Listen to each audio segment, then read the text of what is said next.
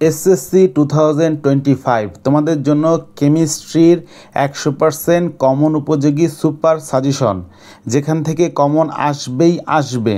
Topic wise কোন কোন topic important, কোন টপিক থেকে কোন কোন বোর্ডের কোন কোন প্রশ্ন দেখবে, চ্যাপ্টার ভিত্তিক আমরা সম্পূর্ণ বলে দিয়েছি। এটা সকল বোর্ডের জন্য প্রযোজ্য, সকল বোর্ডেই 100% কমন পাবে। প্রথমে আসি অধ্যায়ভিত্তিক সৃজনশীল বা সিকিউ সাজেশন। অতি গুরুত্বপূর্ণ অধ্যায় কোনগুলো?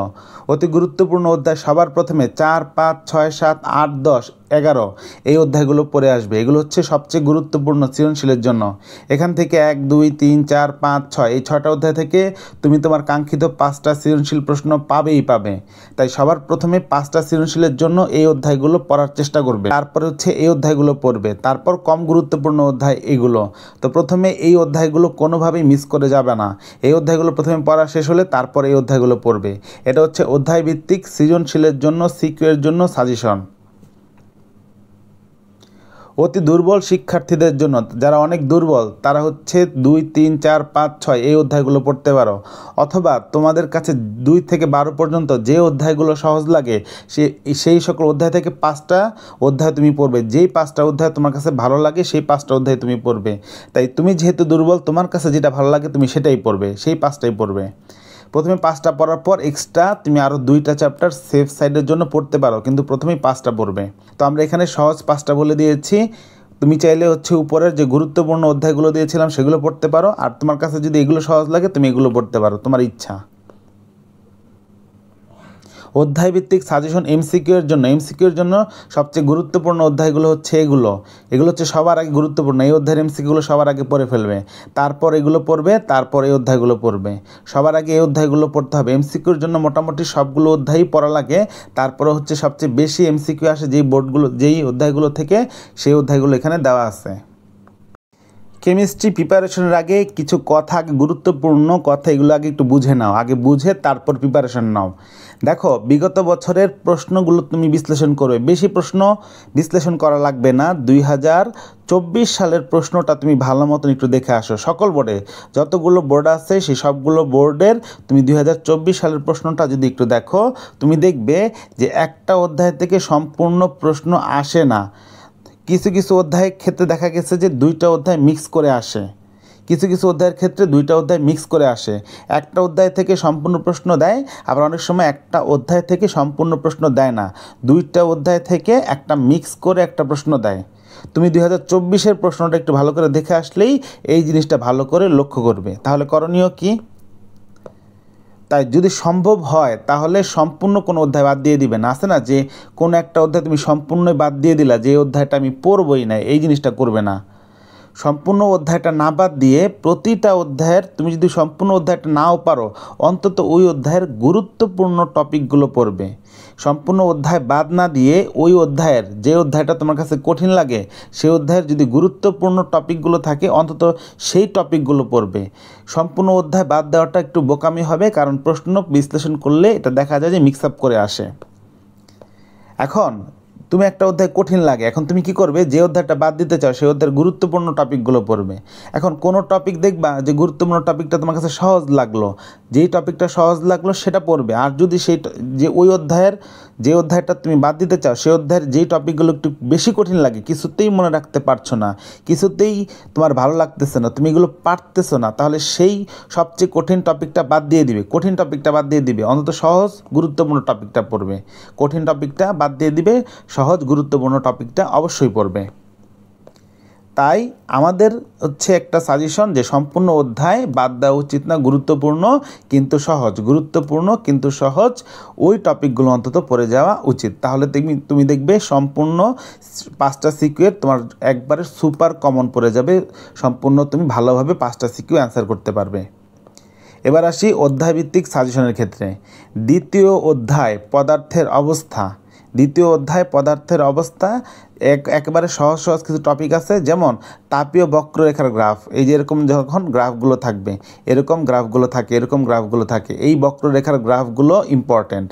এই যে বিভিন্ন বোর্ডে যে প্রশ্নগুলো আসছে, এই প্রশ্নগুলো খুব ভালো করে অ্যানালাইসিস করবে। বেশি না, 2-3টা প্রশ্ন তুমি যদি ভালো করে দেখো, তাহলে তুমি সবগুলো প্রশ্ন তুমি এখান থেকে পারবে। তাই প্রথমে তাপীয় বক্ররেখা বা তাপ প্রদানের যে গ্রাফ বা শীতলীকরণের যে গ্রাফ, এই গ্রাফটা দেখবা খুব ভালো করে।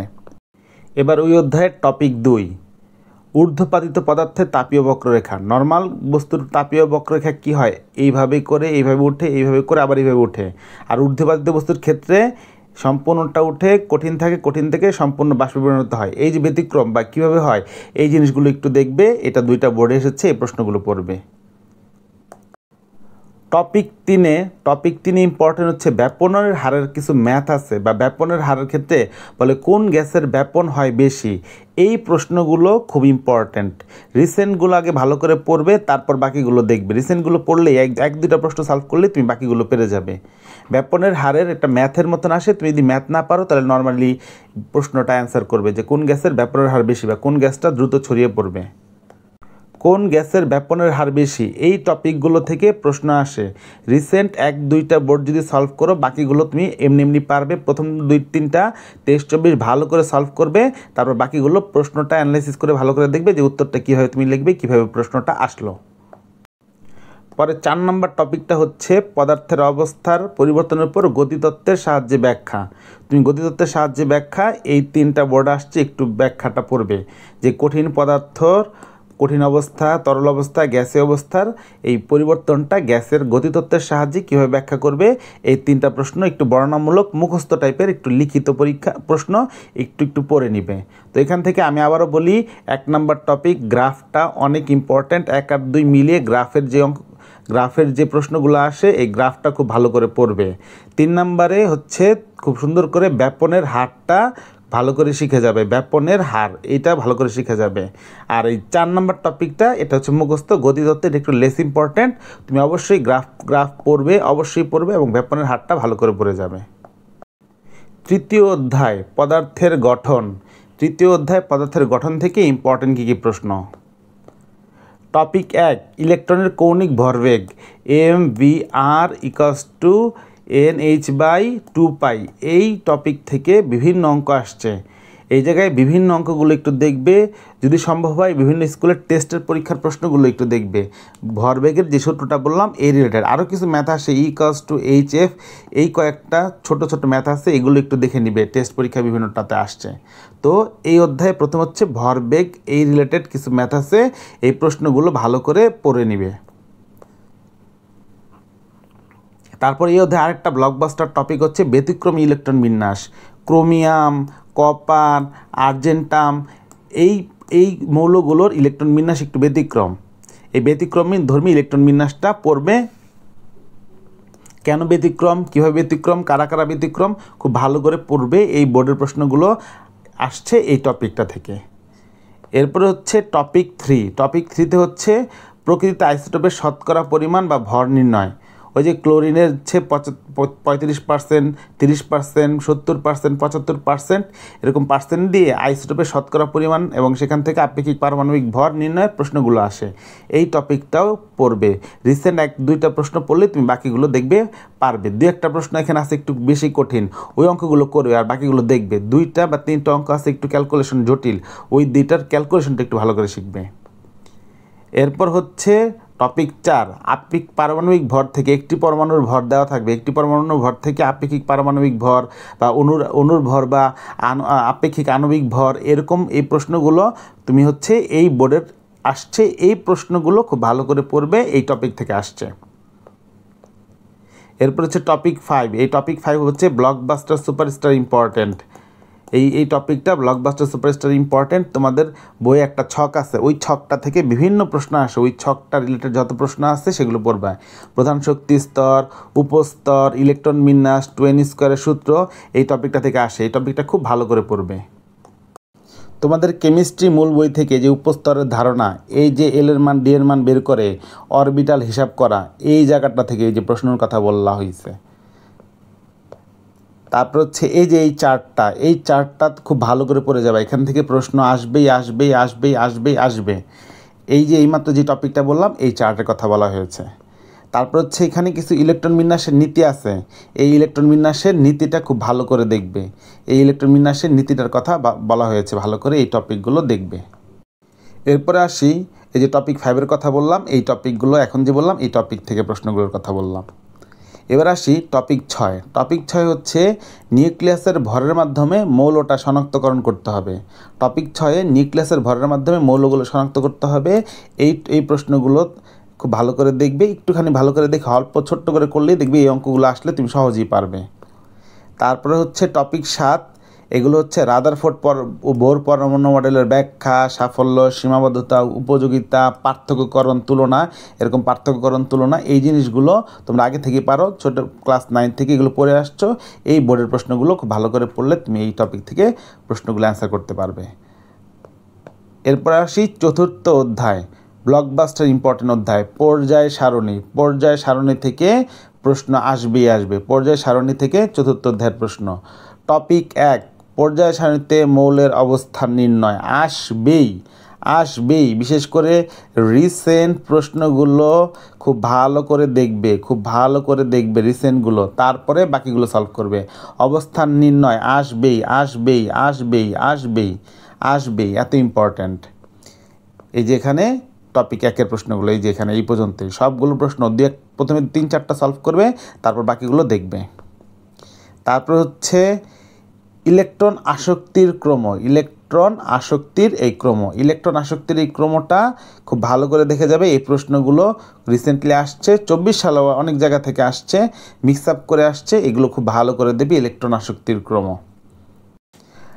আয়নীকরণ শক্তির ক্রম এবং এটার কিছু ব্যতিক্রম আছে, এই ব্যতিক্রমগুলো ভালো করে দেখবে। আয়নীকরণ শক্তির ক্রম এবং এটার ব্যতিক্রম রিসেন্ট বোর্ডের প্রশ্নগুলো খুব ভালো করে দেখবে। 24 দেখবে, তারপর 23 দেখবে ভালো করে, তারপর এগুলো চোখ বুলাবে। এবং এই চ্যাপ্টারের প্রশ্নতে সমস্যা হচ্ছে প্রশ্ন ধরতে পারাটা, যে কী প্রশ্ন আসছে ওই মূল্যটা শনাক্ত করা এবং প্রশ্নটা ধরতে পারাটা, এই জন্য এই প্রশ্নগুলো খুব ভালো করে অ্যানালাইসিস করে দেখতে হবে। এরপরে হচ্ছে পারমাণবিক আকারের ক্রম, কোন দিক থেকে কোন দিকে গেলে আকারটা বড় হয় ছোট হয়, এই প্রশ্নগুলো দেখবে। বিশেষ করে রিসেন্ট প্রশ্নগুলো খুব ভালো করে দেখার চেষ্টা করবে, পারমাণবিক আকারের ক্রম। তারপর হচ্ছে মৌলের দাতব ধর্ম, কোন দিকে বাড়ে কোন দিকে কমে, কার দাতব ধর্ম বেশি কার দাতব ধর্ম কম, এই জিনিসগুলো খুব ভালো করে দেখবে। টপিক 5। এরপর হচ্ছে টপিক 6 দেখবে পর্যায় সারণী লাস্ট পেজের দিকে দেখবা যে একই গ্রুপের মৌলগুলোর ক্যারেক্টার বা ধর্ম একই কারণে কিছু বিক্রিয়া সহ প্রমাণ আছে, এইগুলো একটু ভালো করে দেখবা যে একই গ্রুপের মৌলের ধর্ম কেন একই হয়, বিক্রিয়া সহ কিছু প্রমাণ আছে, সেটা দেখে নিবা। এই যে পর্যায় সারণীর বাম থেকে ডানে গেলে আকার ছোট হয় আর উপর থেকে নিচে গেলে আকার বা পারমাণবিক ব্যাসার্ধ কমে যায়, এই টপিক থেকে প্রশ্ন আসে। তারপর হচ্ছে ধরো জিঙ্ক দিয়ে বললো এটা কত নম্বর গ্রুপের কত নম্বর পর্যায়ের মৌল, তারপর তোমাকে বলে দিবে ক্রোমিয়াম দিয়ে বলবে কত নম্বর গ্রুপের কত নম্বর পর্যায়ের মৌল, তাহলে অবস্থান নির্ণয় আসে, আকার আসে। তারপর যতই তুমি এদিকে যাবে দাতব ধর্ম কমে যাবে, তো যে যত সহজে ইলেকট্রন ত্যাগ করতে পারে সে তত ভালো ধাতু। এরা সহজে ইলেকট্রন ত্যাগ করতে পারে, যত এদিকে যাব এরা সহজে ইলেকট্রন ত্যাগ করতে পারে না, বা ত্যাগ করা তাদের পক্ষে সম্ভব হয় না, তাহলে দাতব ধর্ম এদিক থেকে কমে যায়। আবার নিচে দিয়ে গেলে দাতব ধর্ম বেড়ে যায়, এই প্রশ্নগুলো আসে। তারপরে আসে আয়নীকরণ শক্তি হচ্ছে আয়নীকরণ শক্তি, ইলেকট্রন আসক্তি আর তড়িৎ ঋণাত্মকতা, এটাকে বলি আমরা আয়ত ডান থেকে বামে গেলে বাড়ে আর উপর থেকে নিচে গেলে কমে। তো এইটা হচ্ছে আয়নীকরণ শক্তির এই পরিবর্তনটা খুব ভালো করে পড়ে যাবা। আয়নীকরণ শক্তির পরিবর্তনের ক্ষেত্রে আবার 2-3টা ব্যতিক্রম আছে, যেমন নাইট্রোজেন আর অক্সিজেন ব্যতিক্রম, তারপর হচ্ছে ফসফরাস সালফার ব্যতিক্রম, এগুলো অনেক ইম্পর্ট্যান্ট। তারপরে ইলেকট্রন আসক্তি হচ্ছে উপর থেকে নিচে গেলে তোমার হচ্ছে কমে যায়, কিন্তু এই দুটা ব্যতিক্রম, ফ্লোরিন আর ক্লোরিনের ক্ষেত্রে ব্যতিক্রম, এই ব্যতিক্রমটা আসে প্রায়ই। এই যে পর্যায় সারণীতে একই গ্রুপের মৌলগুলো একই ধরনের ধর্ম প্রদর্শন করে কিনা, যেখানে বিভিন্ন বিক্রিয়া আছে, তো এই বিক্রিয়া দিয়ে বিভিন্ন প্রশ্ন আসছে সৃজনশীল, একটু আগে দেখানো হয়েছে। তো সেই বোর্ড প্রশ্নগুলোর আলোকে এই বিক্রিয়াগুলো দিয়ে সেই বোর্ড প্রশ্নগুলো আসছে, সেই প্রশ্নগুলো খুব ভালো করে সলভ করে যাবে। 5ম অধ্যায় রাসায়নিক বন্ধন, এই রাসায়নিক বন্ধন থেকে কী কী প্রশ্ন আসে? রাসায়নিক বন্ধন থেকে প্রশ্ন আসে যে হচ্ছে আয়নিক বন্ধন গঠন প্রক্রিয়া, অবশ্যই এটা ইম্পর্ট্যান্ট, আসবে, খুব ভালো করে পড়ে যাবা। যেমন ধরো sodium chloride, sodium oxide, magnesium chloride, magnesium oxide, তারপর হচ্ছে তোমার হচ্ছে ক্যালসিয়াম অক্সাইড, ক্যালসিয়াম ক্লোরাইড, এরকম বিভিন্ন প্রশ্ন আসে। সোডিয়াম হাইড্রাইড, এরকম বিভিন্নটা প্রশ্ন আসে। পটাশিয়াম ক্লোরাইড, এই যে বিভিন্ন আয়নিক যৌগ গঠন প্রক্রিয়া, এগুলো খুব ভালো করে পড়ে যাবা। এই আয়নিক যৌগের বন্ধন গঠন প্রক্রিয়া আসবে, ডায়াগ্রাম দিয়ে সুন্দর মতন দেখানোর চেষ্টা করবে এবং রিসেন্ট বোর্ডগুলোকে প্রায়োরিটি দিবে এবং সবগুলো প্রশ্ন বোঝার চেষ্টা করবে ভালো করে।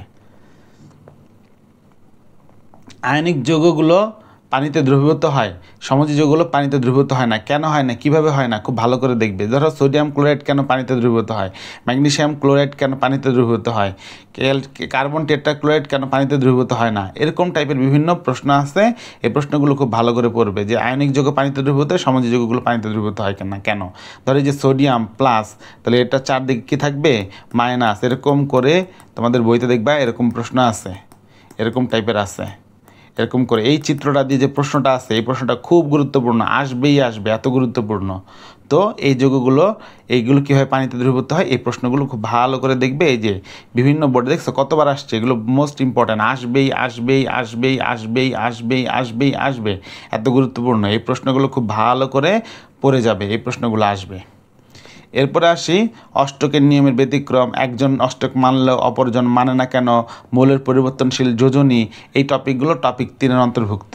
যে একজন অষ্টক মানছে, অপরজন অষ্টক মানে নাই, কেন মানে নাই, কারা মানে নাই, এটা তুমি ভালো করে পড়বে। ধরো এই যে ফসফরাস পেন্টাক্লোরাইড অষ্টক মানে না, সালফার ডাইফ্লোরাইড মানে, সালফার টেট্রাফ্লোরাইড মানে না, তারপর হচ্ছে সালফার হেক্সাফ্লোরাইড মানে না। আবার ফসফরাসের যোজনী 3ও হয়, আবার দেখো 5ও হয়, আর ওর যোজনী আবার 2ও হয়, আবার হচ্ছে 4ও হয়, আবার হচ্ছে ওর 6ও হয়। তো এরা অষ্টক মানতেছে না, কেন মানতেছে না? আবার বেরিলিয়াম ট্রাইক্লোরাইডে অষ্টক সংকোচন হয়ে গেল, এই জায়গায় অষ্টক সম্প্রসারণ হয়ে গেছে, এই রিলেটেড বিভিন্ন প্রশ্ন আসে। তো এই যে অষ্টকের নিয়ম, অষ্টক সম্প্রসারণ, তারপর সংকোচন, 2-এর নিয়ম, এই রিলেটেড প্রশ্নগুলো আসে অষ্টক নিয়ম থেকে, খুব ভালো করে দেখে যাবে। যে সালফারের যে 16 ইলেকট্রন বিন্যাস করলে উত্তেজিত অবস্থায় হচ্ছে সালফার ইলেকট্রনগুলো উপরে শক্তি স্তরে যায়, অষ্টক সম্প্রসারণ ঘটে, তারপরে 6 অষ্টক সংকোচন ঘটে, 2-এর নিয়ম, এগুলো ভালো করে পড়বে। টপিক 4 থেকে এই সব প্রশ্ন আসে। টপিক 5-এ আসে, সেটা হচ্ছে আয়নিক যৌগের তোমার হচ্ছে গলনাঙ্ক স্ফুটনাঙ্ক অনেক বেশি, বিদ্যুৎ পরিবহন করে। জলীয় দ্রবণের সমযোজী যৌগগুলোর গলনাঙ্ক স্ফুটনাঙ্ক অনেক কম, জলীয় দ্রবণে বিদ্যুৎ পরিবহন ওরা করে না, কেন করে না, কীভাবে, এই সবগুলোর জন্য ইম্পর্টেন্ট প্রশ্নগুলো হচ্ছে এই বোর্ডের প্রশ্নগুলো দেখে যাবে। এরপরে আসি 6 নম্বর অধ্যায়, মৌলের ধারণা এবং রাসায়নিক গণনা। এই অধ্যায়টা খুব ভালো করে পড়ে যাবে, এই জায়গা থেকে প্রশ্ন আসবেই আসবে। একটা সম্পূর্ণ একক প্রশ্ন আসে এই অধ্যায় থেকে, একটা সিঙ্গেল প্রশ্ন আসে, তাই এই অধ্যায়টা কখনই বাদ দিবে না। এই অধ্যায়টা অনেকের কাছে কঠিন লাগে, যদি কঠিন লাগে অন্তত লিমিটিং বিক্রিয়ক যদি পারো পড়ে যাবে। লিমিটিং বিক্রিয়কের অঙ্কগুলো অবশ্যই করে যাবে। টাইপ 1-এ লিমিটিং বিক্রিয়কের অঙ্কগুলো দেওয়া আছে, লিমিটিং বিক্রিয়কের অঙ্কগুলো দেওয়া আছে, খুব ভালো করে পড়বে। লিমিটিং বিক্রিয়ক মোস্ট ইম্পর্ট্যান্ট। তো এখন লিমিটিং বিক্রিয়কের ক্ষেত্রে আবার আসে যে দ্রবণের প্রকৃতি কী হবে বা মিশ্রণের প্রকৃতি কী হবে। যেমন অনেকে অ্যাসিড ক্ষার অধ্যায়টা বাদ দিতে চায়, অ্যাসিড ক্ষার সমতা যে অধ্যায়টা আছে সেই অধ্যায়টা বাদ দিতে চায়। সেই অধ্যায়ের কিন্তু অ্যাসিড ক্ষারের প্রশ্ন আসে যে মিশ্রণের প্রকৃতিটা কী হবে, অ্যাসিড কিনা। তো ওই অধ্যায়ের প্রশ্নটা আসলে অ্যাসিড ক্ষারের প্রশ্ন না, এইটা আসলে অধ্যায় 6-এরই প্রশ্ন, কিন্তু জানতে চায় দ্রবণের প্রকৃতি হবে অ্যাসিডীয় না ক্ষারীয়। তাই লিমিটিং বিক্রিয়কের যে দ্রবণের প্রকৃতি কী হবে খুব ভালো করে পড়ে যাবে এই প্রশ্নগুলো। এই অধ্যায় সবচেয়ে বড় সমস্যা হচ্ছে লিমিটিং বিক্রিয়া লেখার আগে ওই বিক্রিয়াটা জানা। তো প্রথমে সবার আগে যতগুলো বিক্রিয়া আছে, এখানে বোর্ডে যতগুলো প্রশ্ন দেওয়া আছে সবগুলো বোর্ডের প্রশ্নের বিক্রিয়াটা আগে শিখে ফেলবে। বিক্রিয়াটা জানলে না তুমি লিমিটিং বিক্রিয়কটা করতে পারবে। বিভিন্ন সময় বিভিন্ন টাইপের বিক্রিয়া আসে, তো এই বিক্রিয়াগুলো খুব ভালো করে দেখবে, তাহলে টাইপ 1টা খুব ভালো করে পারবে লিমিটিং বিক্রিয়কের অঙ্কগুলো। তারপরে হচ্ছে যে শতকরা উৎপাদের পরিমাণ কতটুকু, শতকরা পরিমাণ কতটুকু, বা কতটুকু উৎপাদ উৎপন্ন হবে, বা উৎপাদের বিশুদ্ধতা বা ভেজালের পরিমাণ। তো এগুলোর জন্য এই বোর্ডগুলো পড়বে ভালো করে, এই বোর্ডের প্রশ্নগুলো দেখবে টাইপ 2-এ। তারপরে আণবিক সংকেত স্থূল সংকেত, আণবিক সংকেত স্থূল সংকেত এক কিনা সেগুলো খুব ভালো করে দেখবে, এই প্রশ্নগুলোর জন্য ইম্পর্টেন্ট। তারপরে হচ্ছে এই যে SVM এর যে অঙ্ক আছে, সেই সূত্রটা দিয়ে যে অঙ্কটা আছে SVM এর যে সূত্র দিয়ে অঙ্ক আছে, সেই সূত্র দিয়ে এই অঙ্কগুলো আসে, এগুলো হচ্ছে সুপার সহজ অঙ্ক। যদি এই অধ্যায় কেউ কিছু নাও পারো, অন্তত এই যে এসভিএম দিয়ে এই সহজ অঙ্কগুলো দিয়ে মোলারিটি বা দ্রবণের ঘনমাত্রা নির্ণয়টা ভালো করে পড়ে যাবে। তারপর হচ্ছে টাইপ 5-এ হচ্ছে শতকরা সংযুক্তি। শতকরা সংযুক্তি রিলেটেড এই প্রশ্নগুলো পড়বে, এই প্রশ্নগুলো অনেক ইম্পর্ট্যান্ট। তারপরে টাইপ 6 হচ্ছে মোল পরমাণু সংখ্যা, আয়তন, অনুর্ভর, এই যে n=W/m, তারপরে n=N/Na, তারপরে n=V/22.4, এই সূত্র দিয়ে যে অঙ্ক, এগুলো এমসিকিউর জন্য হইলেও আসবে, এত ইম্পর্ট্যান্ট, একটা এমসিকিউ হইলেও আসবে। তাই এই প্রশ্নগুলোর জন্য এই টপিকগুলো, এই বোর্ডের প্রশ্নগুলো খুব গুরুত্বপূর্ণ, এই বোর্ডের প্রশ্নগুলো ভালো করে পড়বে। এরপর আসে অধ্যায় 7। অধ্যায় 7-এর রাসায়নিক বিক্রিয়া অধ্যায়টা, এই অধ্যায়টাও অনেক গুরুত্বপূর্ণ একটা অধ্যায়। এই অধ্যায়টা পড়ে যাওয়া উচিত, সহজ আছে, শুধু জারণ বিজারণটা যদি ভালো করে পারো। প্রথমে আসি জারণ সংখ্যা বা জারণ মান নির্ণয়। ধরো সালফিউরিক অ্যাসিড বলে দিল, এটা সালফারের জারণ মান বের করতে হবে। KMnO4, এটা ম্যাঙ্গানিজের জারণ সংখ্যা বের করো। K2Cr2O7, এই জায়গায় ক্রোমিয়ামের জারণ সংখ্যা বের করো। এই যে জারণ সংখ্যা বা জারণ মান নির্ণয়, এই টাইপের অঙ্কগুলো আসে। ছোট্ট প্রশ্ন, একটা এমসিকিউ হইলে আসবে, তাই ওই টপিকটা বাদ দেওয়া যাবে না। তারপরে হচ্ছে জারণ বিজারণ বিক্রিয়া একই সাথে ঘটে, যুগপৎভাবে ঘটে, একই সাথে ঘটে, বা জারক বিজারক কারা সেটা নির্ণয় করার জন্য এই প্রশ্নগুলো পড়বে। কিছু প্রশ্নগুলো তুমি পড়লেই মোটামুটি বুঝে যাবে যে কী কী প্রশ্ন আসে। তো এটা হচ্ছে যারা খুব কঠিন লাগে, বেশি না, অল্প একটু শর্ট, মানে 5-10 মিনিট যদি একটু বুঝে আসো, তাহলে তুমি দেখবে এই অধ্যায়ের সকল প্রশ্ন না তুমি সমাধান করতে পারবে। তাই এই টপিকটা বাদ দেবেন, এখান থেকে প্রশ্ন আসবেই। এই অধ্যায়টা ব্লকবাস্টার ইম্পর্টেন্ট। এই অধ্যায়ের এই টপিকটা একটা সিকিউতে না আসলো এমসিকিউতে আসবে, তুমি বাঁচতে পারবে না। তারপরে সেই টপিকটা তুমি সিকিউতে আসুক না আসুক এমসিকিউতে আসবে, সিকিউ এমসিকিউতে আসবেই। তাই এই টপিকটা কিন্তু বাদ দিতে পারবে না। অনেকে জারণ বিজারণ বাদ দিয়ে দেয়, এটা তোমাকে ছাড়বে না। কে জারক বিজারক এই টাইপের একটা এমসিকিউ হলে আসবে। 9টা বোর্ডে কোথাও না কোথাও এই জায়গা থেকে অনেক প্রশ্ন আসবে, প্রত্যেকটা বোর্ডে প্রশ্ন আসার সম্ভাবনা অনেক বেশি। তারপরে হচ্ছে আরেকটা টপিক, লা-শাতিলের নীতি, তাপ সাম্যাবস্থায় তাপচাপ ঘনমাত্রার প্রভাব। বর্ণনামূলক, ব্যাখ্যামূলক অনেক লিখতে চায় না, পড়তে চায় না, এই জায়গা থেকে প্রশ্ন আসবে। এই 3টা টপিক থেকে প্রশ্ন আসবে। মোটামুটি 9টা বোর্ডের মধ্যে 7টা বোর্ডেই বা 6টা বোর্ডেই এই জায়গা থেকে প্রশ্ন আসবে দেখবা। তাই এই 3টা টপিক না পড়ে কেউ পরীক্ষার হলে যাবা না। এই যে লা-শাতিলের নীতির উপর তাপচাপ ঘনমাত্রার প্রভাব। তারপর হচ্ছে বিভিন্ন নন রেডক্স বিক্রিয়া আছে, সেগুলো দেখবা। তারপর হচ্ছে পানি যোজন, পানি বিশ্লেষণ বা আর্দ্র বিশ্লেষণ, তারপর অদক্ষেপণ বিক্রিয়া, তারপরে পানি বিশ্লেষণ বা পানি বিশ্লেষণ বিক্রিয়া, এগুলো কি একই রকম কিনা ভিন্ন রকম কিনা, এইগুলো খুব ভালো করে পড়বা। পানি যোজন, পানি সংযোজন, অদক্ষেপণ, আর্দ্র বিশ্লেষণ, এগুলো সব পানি বিশ্লেষণ আর্দ্র বিশ্লেষণ একই জিনিস। তো বিভিন্ন এই টাইপ 5-এ এই টপিক থেকে প্রশ্ন আসে, খুব ভালো করে এই প্রশ্নগুলো ভালো করে পড়বে। তারপরে আরেকটা প্রশ্ন আসে সংযোজন বিক্রিয়া, সংশ্লেষণ বিক্রিয়া, দহন, বিয়োজন, প্রতিস্থাপন, প্রশমন, এই বিক্রিয়াগুলো খুব ভালো করে আসে। এই বিক্রিয়াগুলো রিসেন্টলি আসতে দেখা গেছে, তাই ভালো করে এই বিক্রিয়াগুলো দেখে যাবা। এরপরে অধ্যায় 8 রসায়ন ও শক্তি। অধ্যায় 8 রসায়ন ও শক্তি। অধ্যায় 8-এর রসায়ন ও শক্তিতে টাইপ 1, এইটা 1,00,000% গ্যারান্টি। এই জায়গা থেকে প্রশ্ন আসবে। ΔH এর মান নির্ণয়, বিক্রিয়া তাপ, বন্ধন শক্তি, ধরো কার্বন ডাইঅক্সাইডের কার্বন অক্সিজেনের বন্ধন শক্তি, অক্সিজেন হাইড্রোজেনের বন্ধন শক্তি, বা ΔH এর মান নির্ণয়, এরকম টাইপের প্রশ্ন আসবে। রিসেন্ট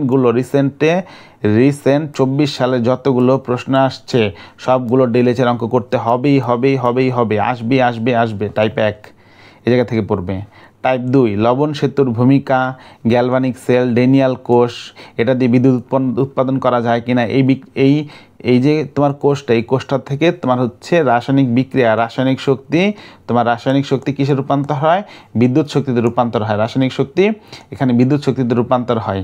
তো কিভাবে রূপান্তর হয়, কিভাবে শক্তি উৎপাদন করা যায়, এটার জন্য চিত্রটা আঁকবে আর একটু সংক্ষেপে বর্ণনাটা পড়বে আর দুইটা বিক্রিয়া লিখবে। চিত্র, একটু বর্ণনা আর 2টা বিক্রিয়া লিখলেই না এই প্রশ্নটা কমপ্লিট। তাই টাইপ 2টা পড়ে যাবে। এবার টাইপ 3-তে আসি। টাইপ 3-তে electroplating, blockbuster superstar important. Electroplating, galvanizing, ধাতু ক্ষয় রোধের উপায়, তারপরে হচ্ছে কিভাবে কোন একটা সক্রিয় ধাতুর ক্ষয়টা রোধ করা যায়। তো এই বোর্ডের প্রশ্নগুলো ভালো করে পড়ে যাবা। তারপর হচ্ছে টাইপ 4-এ তোমার তড়িৎ বিশ্লেষণ প্রক্রিয়ায় সোডিয়াম ক্লোরাইড, গলিত সোডিয়াম ক্লোরাইড, জলীয় সোডিয়াম ক্লোরাইড দ্রবণের তড়িৎ বিশ্লেষণ। আমি আবার বলতেছি, এই তড়িৎ বিশ্লেষণটা রিসেন্টলি দেখছো ঢাকা বোর্ডে আসছে। তো তড়িৎ বিশ্লেষণ প্রক্রিয়াটা তোমার হচ্ছে পড়ে যাবা, খুব ইম্পর্টেন্ট তড়িৎ বিশ্লেষণ প্রক্রিয়া। কিছু না পারলেও অন্তত এই 2-3টা প্রশ্ন অন্তত দেখে যাবা। তারপর টাইপ 5 নিউক্লিয়ার বিক্রিয়া, রাসায়নিক বিক্রিয়ার মধ্যে পার্থক্য। নিউক্লিয়ার বিক্রিয়ার মধ্যে আবার অনেক পার্থক্য আছে। ফিশন বিক্রিয়া, ফিউশন বিক্রিয়া, কোনটা কী ক্ষেত্রে উপযোগী, এই প্রশ্নগুলো বোর্ডে আসে, এগুলো দেখে নিবা। এই প্রশ্নগুলো দেখবা বোর্ডের।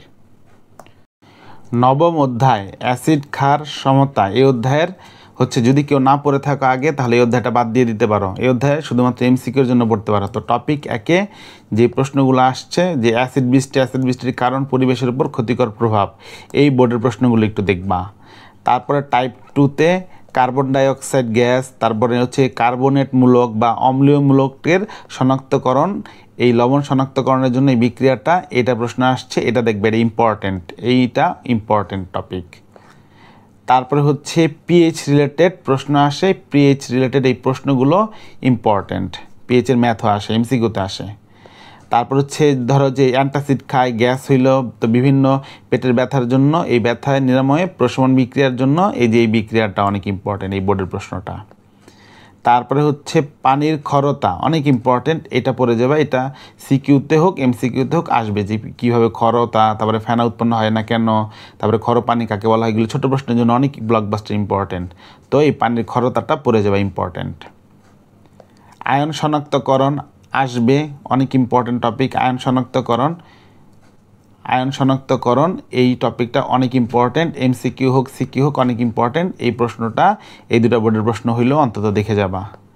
তারপরে হচ্ছে জলীয় দ্রবণের প্রকৃতি কি হবে, ধরো অ্যামোনিয়া বা কার্বন ডাইঅক্সাইড বা সালফার ডাইঅক্সাইড, এই যে এই অক্সাইডগুলো বা হচ্ছে এই যৌগগুলোর জলীয় দ্রবণের প্রকৃতিটা কেমন হবে, যে অম্লীয় প্রকৃতির হবে কিনা বা ক্ষারীয় প্রকৃতির হবে কিনা, এই প্রশ্নগুলো রিসেন্টলি আসছে, এই জিনিসটা খুব ভালো করে দেখে যাবা। অধ্যায় 10 খনিজ সম্পদ ও ধাতু। এটা হচ্ছে ধাতু নিষ্কাশনের যে অধ্যায়টা আছে সেটা। ক্যালসিয়াম ধাতু নিষ্কাশন, আয়রন ধাতু নিষ্কাশন, এটা হচ্ছে একটু কম গুরুত্বপূর্ণ, আগে আসতো, রিসেন্টলি ঢাকা বোর্ডে আসছে। ধাতু নিষ্কাশনের ক্ষেত্রে আয়রন পড়তে পারো, এই যে এই 3টা বোর্ডে আসছে, এই প্রশ্নটা দেখতে পারো। তারপর হচ্ছে জিঙ্ক নিষ্কাশন, আসবে ইম্পর্টেন্ট, কিছু না পড়ে গেলেও জিঙ্ক নিষ্কাশনটা একটু পড়ে যাবা, অনেক ইম্পর্টেন্ট, জিঙ্ক নিষ্কাশনটা পড়ে যাবা। এই যে জিঙ্ক নিষ্কাশন, এই রিসেন্টলি দেখছো কতগুলো বোর্ডে আসছে, রিসেন্ট এই বোর্ডগুলোতে আসছে, তাই অবশ্যই জিঙ্ক নিষ্কাশন পড়ে যাবা। তারপর হচ্ছে সবচেয়ে ইম্পর্টেন্ট এই অধ্যায়ে যে ধাতু নিষ্কাশনের মধ্যে সবচেয়ে ইম্পর্টেন্ট 2টা, একটা হচ্ছে অ্যালুমিনিয়াম আর একটা হচ্ছে জিঙ্ক। এই 2টা ধাতু নিষ্কাশন অবশ্যই পড়ে যাবা।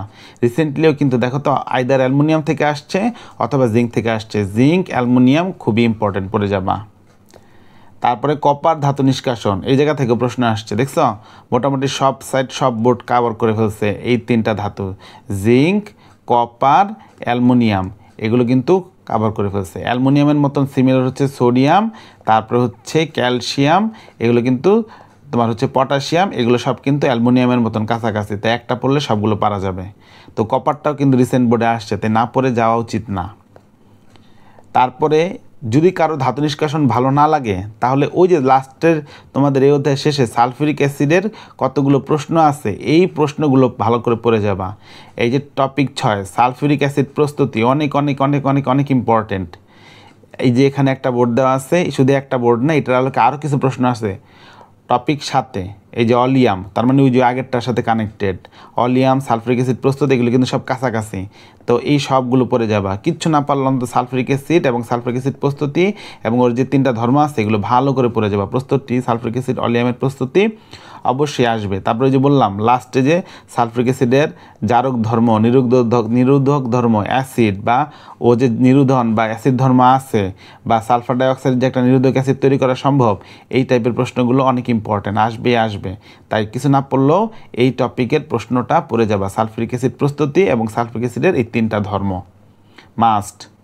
এরপর আসি অধ্যায় 11 অধ্যায় 11 হচ্ছে বিক্রিয়া নির্ভর, যারা আগে প্র্যাকটিস করছো তারা পড়বা, আর যদি আগে না পড়ে থাকো, না বুঝে থাকো, তাহলে হচ্ছে তোমরা স্কিপ করতে পারো। তবে আমি মনে করি একটু যদি অধ্যায়টা ভালো করে পড়ে আসো, এক ঘন্টা বা 2 ঘন্টা যদি সময় দাও, ভালো করে মনোযোগ দিয়ে হাই ইন্টেন্সিটি নিয়ে, তাহলে তুমি এই অধ্যায়টা 1-2 ঘন্টার মধ্যেই কমপ্লিট করতে পারবে। তো প্রথম যে টপিক থেকে প্রশ্ন আসে, এখানে প্রত্যেকটা টপিক ইম্পর্ট্যান্ট, যে অ্যাসিড থেকে অ্যালকেন বানাবো।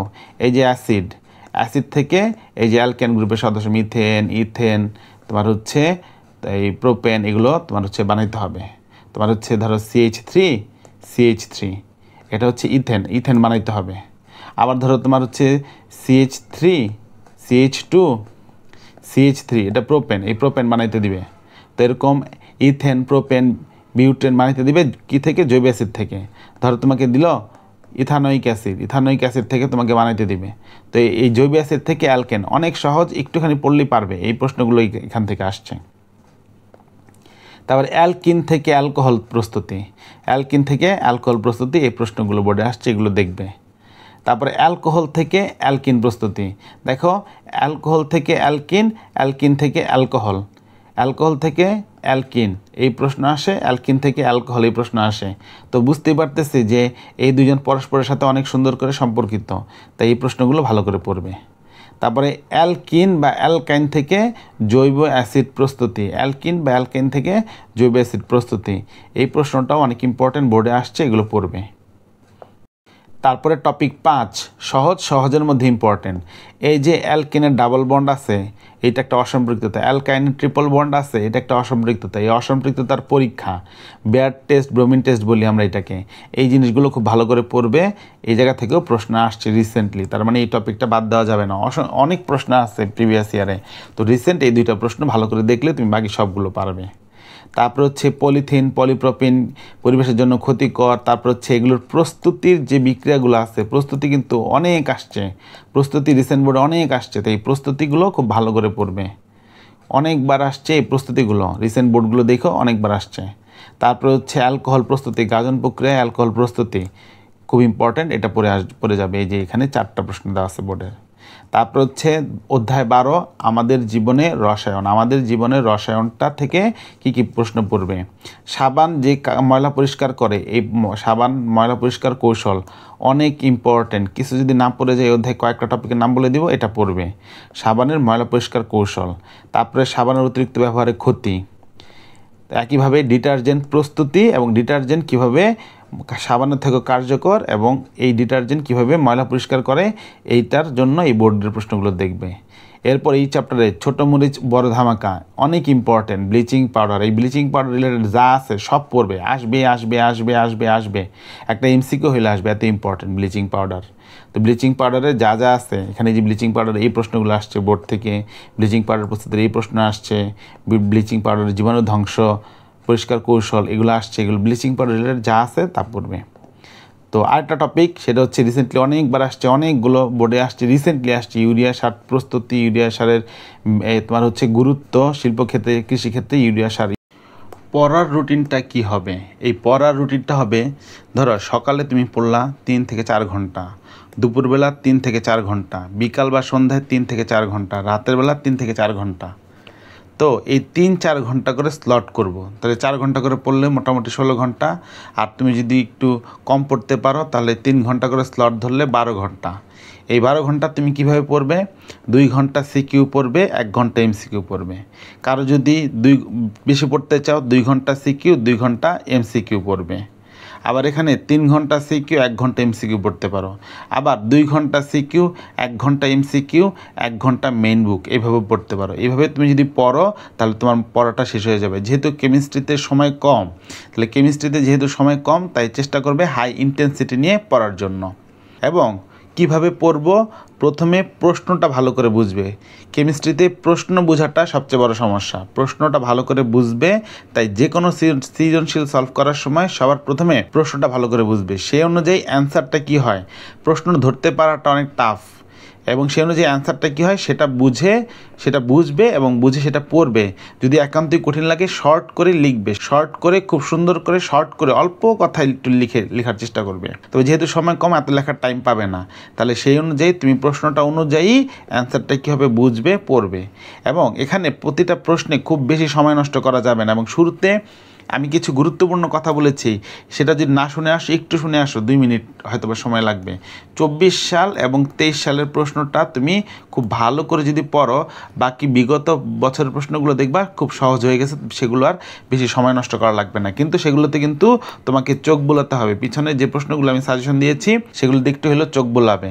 তো এই জন্য বেশি সময় নষ্ট করা যাবে না। কোনো একটা অধ্যায় খুব বেশি সময় নষ্ট করলা, অন্য একটা অধ্যায়ে তুমি পড়তে পারলা না, এই জন্য টাইমটা আগে ভাগ করে নিবা। আমি যেভাবে বলছিলাম সেভাবে ভাগ করে নিবা। এবং রিসেন্ট, এই যে মাত্র বললাম, রিসেন্ট বোর্ডে আসা সৃজনশীল প্রশ্নগুলো তোমার গুরুত্ব পাবে, প্রায়োরিটি পাবে, অগ্রাধিকার পাবে।